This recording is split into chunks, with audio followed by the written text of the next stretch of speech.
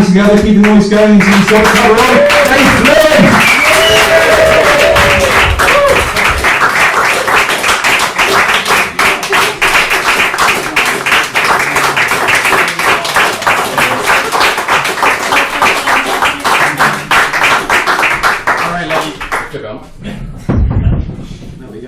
Alright, ladies and gents, before I begin, let me address something.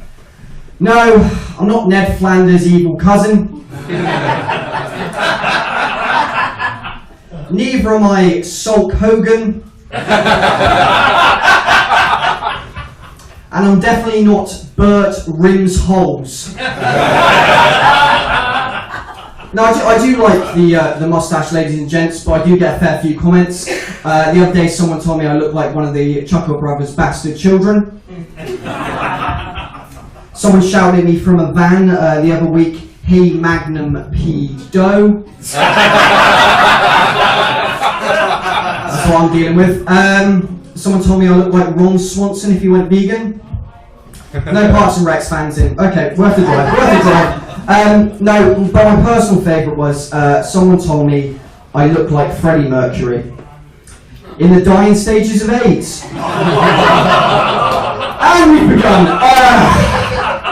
Let me tell you a little bit more about myself. My name's Dave. I was born in Bristol, but I grew up down in Somerset. And wherever I go in the country, I like to clarify that, because wherever I go in the country, everyone knows you can't catch incest. Something else I saw recently, my dad, I saw a photo of my dad and I noticed something right. As he's got older, he's got fatter, but only in the face. So what's happened is his cheeks have pushed up around his eyes. So literally, as he's got older, his view of the world is narrowed. Because, you know, his chubby cheeks and blatant bigotry. I know I can't really talk. I turned up tonight dressed like a goth who's undergoing hormone treatment to become a nationalist. Of course, I'm not racist, but apparently I really suit the look, so here we are. What else do I want to talk about? Just before lockdown, actually, I started doing Thai boxing, which I know on the surface sounds kind of cool, but essentially all I'm doing is avoiding getting beaten up by teenagers. I'm nearly 30, my life goals haven't changed in over 10 years. But no, what they do is, interesting enough, they do it by weight class. So that's actually meant for the last couple of weeks, I've been sparring with the instructor's dog. Don't give me that look, madam, it's a tough Spaniel. But no, true story, just before lockdown, I was sparring with this 12-year-old fat kid, right? And he left hooked me, and he genuinely gave me concussion. But don't worry, I've been training throughout lockdown, I've worked out how I'm going to get him back. What I'm going to do is first I'm going to block, then I'm going to jab, and then I'm going to fuck his mum. Because in life, if you can't be the biggest or strongest, be the most ruthless. Anyone here work in customer service? Yeah. You can hear the disappointment in their voices.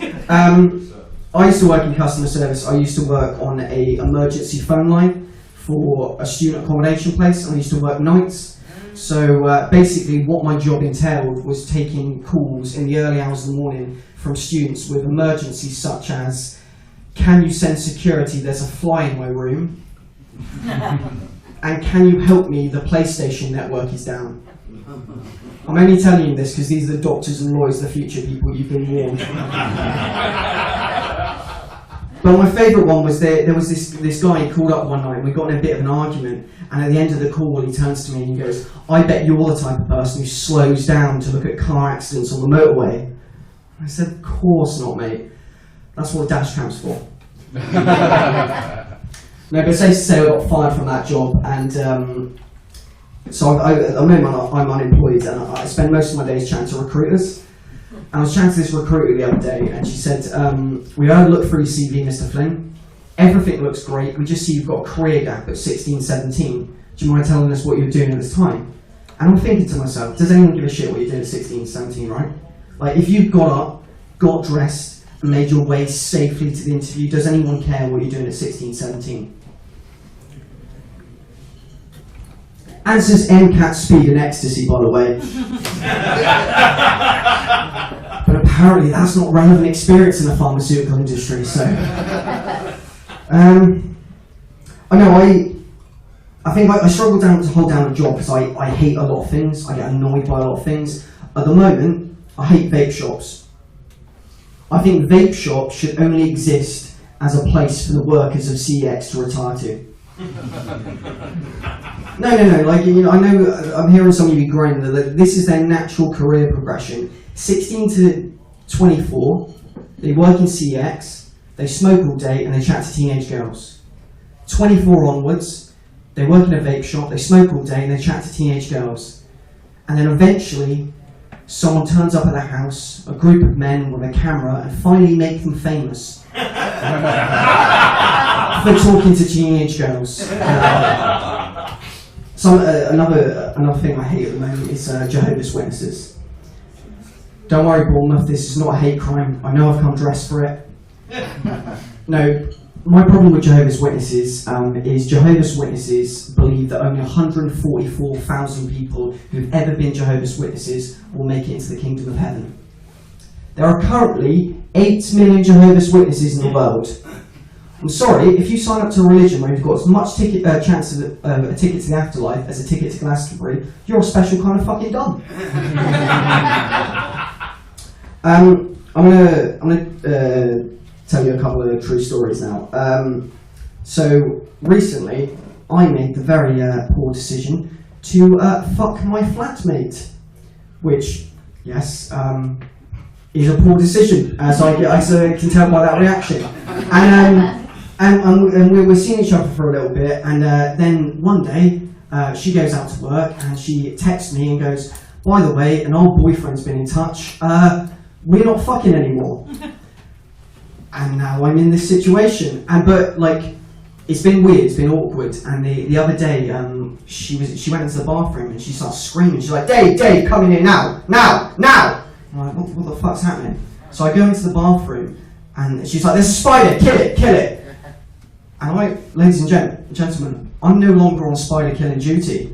That's not part of my responsibilities anymore. And I said to her, I was like, no, that spider could have friends. And no, she's like, "No, kill it now!"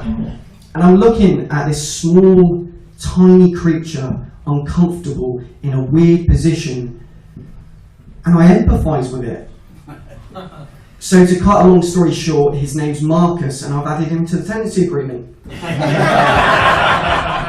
But no, we had to have an adult chat, we had to have a serious chat to be like, look, we both need to be mature, I've got 6 months left on the contract, we have to live together, we have to be mature.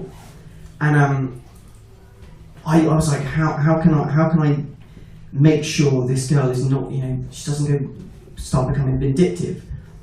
And I said to her, I was like, look, you share a bathroom with someone with IBS. If you make this difficult for me, you make it difficult for all of us. Ladies and gentlemen, I've got mutually assured destruction in my bowels. I am perfectly prepared, if this goes south, to start ordering 2 curries and 2 kebabs a week, and I will blitzkrieg that fucking bathroom. I'm going to tell you one story and fuck off. A number of years ago, I got in a bit of trouble with the police for a fight I had with this guy, and it was a big long ordeal, and I had to go to court, and I got given community service. And I know some of you are looking at me now being like, why are you telling us this story? Well, after I went to court, and after I was sentenced by the judge, he deemed me a medium threat to society. That's right, ladies and gentlemen, this is a medium threat to society. Something the world doesn't look so scary anymore, does it? There's a couple of women in the audience tonight who are thinking, fuck it, I'll walk home alone tonight. I reckon my spaniel could take him. I'm Dave Flynn, thank you very much for listening.